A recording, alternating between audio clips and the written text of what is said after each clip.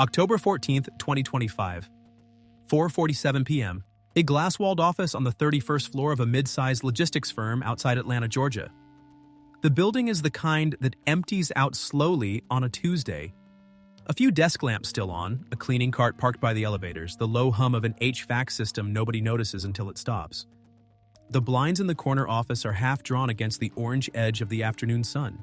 A phone buzzes once on the desk, screen lighting up with a name the man reaching for it has trusted for 14 years. Somewhere below, a security guard checks a badge at the loading dock. Entirely unaware that the theft already underway won't set off a single alarm he's paid to watch for. No broken lock, no forced door, nothing a camera would ever flag as out of place. He has no idea that in the next 11 minutes he is going to become the case study every fraud investigator in the country will be studying by Christmas. His name, for the purposes of this file, is Daniel Reyes, Chief Financial Officer. 14 years with the company, 11 of them under the same CEO. The kind of man who double-checks invoices twice before lunch and still catches the third mistake after everyone else has gone home. He picks up on the second ring, phone against his ear, already reaching for his laptop with his free hand out of pure habit. And the voice on the other end is his CEO's voice. Not similar, not close, identical. The same clipped Boston vowels, the same half-second pause before a hard consonant, the same nervous little laugh he does right before he asks for something he knows is inconvenient. Reyes doesn't flinch. Why would he? He has heard this exact laugh in 100 meetings. Except his CEO is 9,000 feet in the air on a red-eye to Frankfurt, seatbelt sign-off, phone in airplane mode in the seat pocket in front of him, and there is no cell signal at cruising altitude over the Atlantic. The voice on the phone is not real. And in the next 11 minutes, it is going to talk Daniel Reyes into moving $2.3 million into an account that will be empty by sundown. Before this story ends, you're going to see the exact kind of software these people used to build that voice, the sort of tool advertised in plain sight, no dark web required. You're going to see the internal Slack message where a junior employee typed out, almost word for word, the one sentence that should have stopped this cold, and got overruled in under a minute.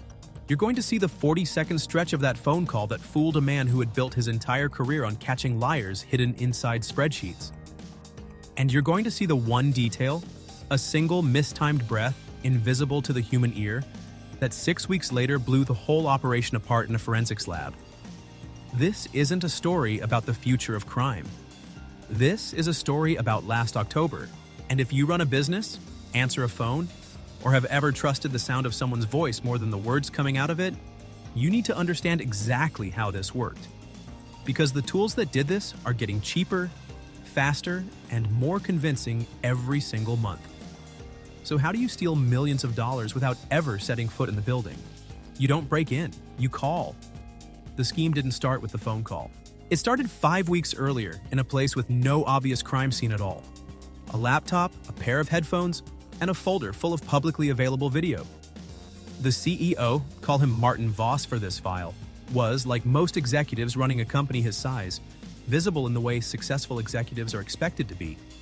Keynote panels at logistics conferences, quarterly earnings calls archived and posted to YouTube by the company's own investor relations team. An 18-month-old podcast interview that still pulled in a few hundred views a month, Voss talking easily for 51 minutes about supply chain resilience. None of that is a security failure. None of it is even unusual. It's just a man doing his job, being visible, being trusted by people who've never met him. But to a voice cloning operation sitting somewhere in a rented block of server space, it's raw material. It's a training set. Picture the actual mechanics of that collection process because it matters. Somewhere, investigators would never pin down exactly where, only that the IP addresses traced through at least 2 commercial VPN services before going dark. Someone sat at a desk with a browser open to a dozen tabs. The earnings call archive, the conference keynote, the podcast episode, each one downloaded rather than streamed. So the audio could be worked on offline without leaving a trail on any platform's own server logs. This wasn't a smash and grab. It was patient, almost clerical work. Scrubbing out a moderator's laugh here, an audience cough there, isolating a run of Voss mid-sentence talking about quarterly freight volumes, until the file held nothing but his voice, cleaned the way a sound engineer cleans a vocal track before it goes on an album. Nobody watching that laptop screen would have seen anything resembling a crime in progress. It would have looked to any observer like a podcast editor doing an ordinary Tuesday's work. Investigators would later determine that the group behind this, small, loosely organized, never more than 4 people confirmed to be involved at any one time, pulled roughly 6 minutes of clean, isolated audio of Voss's voice out of that public footage. Nothing hidden, nothing hacked. Just hours of publicly posted video run through commercial-grade audio separation software, stripping out the room echo, the conference crowd noise, the interviewer's crosstalk, until what was left on the file was just him. 6 unbroken minutes of Martin Voss's voice, clean to laboratory quality. 6 minutes doesn't sound like much. It didn't need to be much.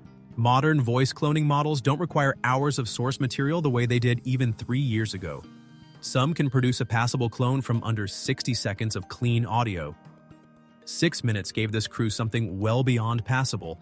It gave them precision. Here's the mechanism, and it's worth sitting with for a second because AI voice scam is a phrase that gets thrown around constantly without anyone actually explaining what's happening underneath it. A voice cloning model doesn't play back a recording, the way a scammer with an old cassette tape might splice together stolen words. It learns the shape of a voice, the pitch range, the way certain vowels get held a half beat longer than expected, the particular rhythm of hesitation right before a hard sentence, even the faint rasp at the tail end of a long exhale. Once the model has learned that shape, it can generate entirely new sentences, words Martin Voss never said in his life, in any interview, on any stage, in a voice indistinguishable from his own. And it can do it in real time, with low enough latency to hold an actual back-and-forth phone conversation rather than just deliver a pre-recorded voicemail. That's the detail that separates this case from the cruder, older version of this scam that surfaces in headlines every few months. This wasn't a recording played down a phone line. This was a conversation. Somewhere on the other end of that call, a second person was typing responses into a live script, and the model was speaking those words back to Daniel Reyes as fast as he could ask his questions. Which brings us to the entry point. Not a firewall, not a phishing email dressed up as an invoice, a calendar. This is the piece of the case that made the FBI's initial briefing memo, according to people familiar with the investigation, read less like a hacking case and more like a surveillance case.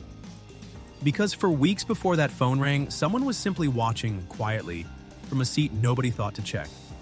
The company's executive scheduling system, shared internally, visible to a wider circle of administrative staff than anyone had ever thought to question, showed Martin Voss's full Frankfurt travel itinerary 2 weeks in advance.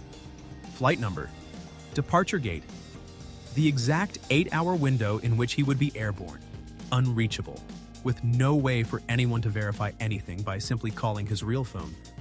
The scammers didn't need to breach anything to get that information.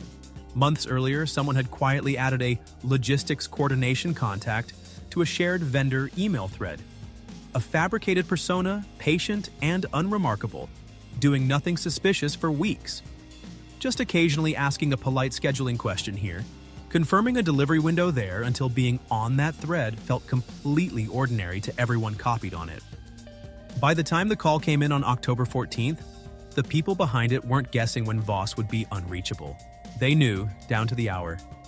There's a name investigators use informally for this kind of groundwork, borrowed loosely from older confidence schemes. The long con's quiet half. No money moves during it. No alarm ever trips because nothing about it looks like theft. It looks like a vendor being unusually diligent about scheduling. Whoever built that logistics coordination persona understood something most companies still don't budget time or attention toward defending. That the single most valuable thing sitting inside a shared calendar isn't a password, it's a window. One stretch of hours during which the man whose voice could shut this entire scheme down with a single sentence, "That wasn't me, I never authorized that call," would be, by simple geography, unreachable. 4:47 p.m. The call lands on Reyes' desk phone displaying the CEO's actual mobile number. Spoofed, technically the simplest piece of the entire operation. And also the piece that mattered least because the voice itself was doing all the real work. Reyes answers standing up, one hand already moving toward his laptop trackpad out of reflex, expecting some routine end-of-day question. The voice on the line is warm, a little rushed. Exactly the register Voss uses when he's caught between two meetings and trying to sound unbothered about it. It opens with something small and true, a passing reference to a real vendor dispute from that morning, a detail the model had lifted from a company blog post announcing a supplier change 3 days earlier. Because the fastest way to earn total trust in under a minute is to prove you already know something a stranger couldn't. Then it pivots, and Reyes feels the floor of the conversation shift under him without quite noticing it happen. There's a confidential acquisition in motion, the voice says. Completely fabricated but entirely plausible. Because mid-sized logistics firms quietly explore acquisitions like this all the time, and Reyes has sat in exactly these kinds of hushed pre-deal conversations before. A wire needs to go out today before close of business in Germany, or the whole arrangement falls apart. Voss is on a layover, the voice explains. Signal is terrible, he might drop at any second. Is that not on its face a strange thing for a man supposedly still mid-flight to say?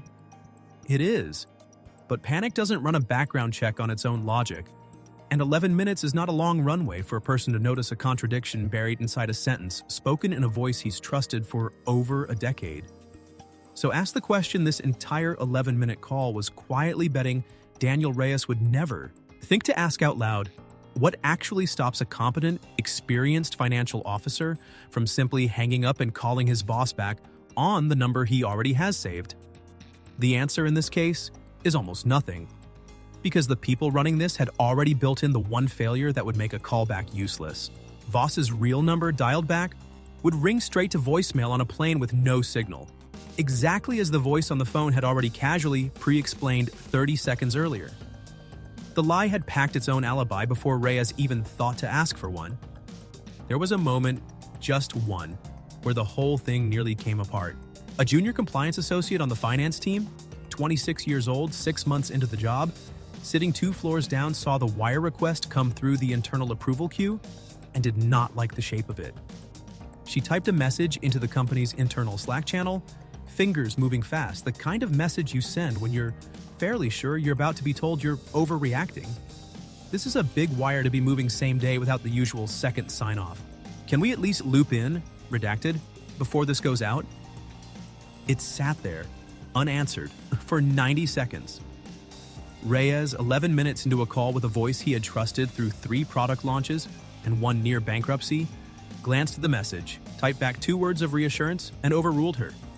Not out of carelessness. Out of the exact kind of earned trust the entire operation had spent 5 weeks building toward. Almost anyone sitting in his chair that afternoon would have done the same thing. For a few seconds after the associate's Slack message landed, Reyes actually paused. Investigators would later reconstruct this from the call's internal timestamp log, an 11-second gap in the conversation where the voice on the phone said nothing and Reyes, phone still against his ear, stared at his own screen without typing. It's the closest this entire case comes to a moment where it could have gone differently. Then the voice spoke again, gently, almost apologetically, saying something close to, "I know it's unusual. That's exactly why I'm the one calling instead of just sending an email." And the pause ended. Reyes typed his approval into the wire system with his own hands, at his own desk, fully convinced he was doing his job well rather than badly. The transfer went out at 4:58 p.m. $2.3 million routed within the hour through 3 intermediary accounts spread across 2 countries. Roughly 40% of it converted into cryptocurrency by 6:40 p.m. That same evening, scattered across wallets that would be effectively untraceable by midnight. By the time the real Martin Voss landed in Frankfurt, turned his phone back on at the gate, and watched 11 missed calls load onto his screen one after another, the money was already gone and had been for hours. If you're still watching at this point, you already know this case doesn't end with a clean arrest.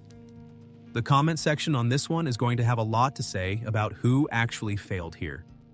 Here's the part of the story that turns this from a technology case into something closer to a systems failure. The FBI's cyber division, once brought in, didn't crack this case by outthinking the artificial intelligence. They cracked it the old way, by finding the one human-shaped error the scammers hadn't been able to script around. The cloned voice was near perfect on tone, rhythm, even the small verbal tics Reyes had heard for years. But voice models trained primarily on public speaking footage, conference panels, rehearsed interviews, earnings calls read half off a script, tend to replicate a speaker's performing voice. Measured breathing, deliberate pacing, the practiced cadence of someone who is used to being listened to by a room. What the model hadn't captured, because it had simply never been recorded anywhere public, was the sound of Martin Voss actually rushed, actually irritated, actually mid-argument with a subordinate. Forensic audio analysts months later sat in a small room reviewing the recorded call frame by frame on a spectrogram and isolated a breathing pattern at roughly the 6-minute mark that didn't match natural human respiration under real stress. A gap between breaths too clean, too evenly spaced, the kind of interval a person under pressure would never actually produce, but a model optimizing for vocal clarity would generate by default. Nobody could have caught it by ear in real time. It only became visible, stretched out across a screen, weeks later, by someone paid specifically to look for exactly that kind of flaw. The analyst who found it, according to case notes later summarized for the company's own legal team, ran that same 6-minute stretch of audio back more than 30 times before flagging it. Not because the anomaly was hard to measure once isolated, but because it sounded, even to a trained ear listening specifically for it, indistinguishable from a real person breathing under real pressure. That gap between what the human ear accepts and what a spectrogram eventually proves is, in a case like this one, the entire ballgame. It's the difference between a scam caught in 11 minutes and one that takes 6 weeks, and a federal lab to even begin to unravel. That thread pulled investigators toward the server infrastructure behind the call, and from there toward a pattern nobody at Reyes' company had any way of knowing about at the time. 4 other attempted calls at 4 other companies across 3 states, smaller amounts each time, some caught before the wire ever went out by employees who happened to ask one extra question, the same way that 26-year-old associate had. All 4 attempts used the same commercial audio separation software, the same 3-account laundering structure, and the same fabricated logistics coordination persona, planted weeks or months in advance and left sitting quietly doing nothing until the exact moment it was needed. 2 members of the group have since been identified through financial tracing tied to the cryptocurrency conversion. Traced not through the voice technology at all, but through the far more ordinary trail of wallet addresses touching exchanges that still ask for identification. As of this recording, no arrests have been publicly confirmed, and the deeper question, who actually built the underlying voice cloning tool in the first place, and who else it may currently be quietly renting it for the exact same 11 minutes somewhere else, remains unanswered. There's a second cost to this case that rarely makes it into the headline version of stories like this one. The 26-year-old associate who typed that Slack message did not get thanked for being right. In the weeks that followed, according to people familiar with the internal fallout, she was quietly moved off the wire approval workflow entirely. Not punished exactly, never told on paper that she'd done anything wrong, but sidelined all the same, in the particular way companies sideline the person who turns out to have been correct at the worst possible moment for everyone else to admit it. She still works there. She still, by every account, double-checks everything twice. And that's really the uncomfortable center of this whole case. Daniel Reyes did what almost anyone in his exact position would have done. He trusted a voice he had heard in meetings, hallways, and difficult conversations for 14 years, on a call engineered end-to-end to make hesitation feel like the socially awkward choice rather than the safe one. He is not a fool, whatever his company's internal review eventually implied in careful, lawyer-vetted language about process gaps. Language written, notably by the same leadership team, that had never once required a second signature on a wire this size before that October afternoon. At the same time, a 26-year-old associate 2 floors down raised the exact objection that would have stopped this cold. And she was overruled in under 2 minutes by seniority and years of accumulated trust, not by any actual verification. Both of those things are true at once, and this file doesn't resolve them for you.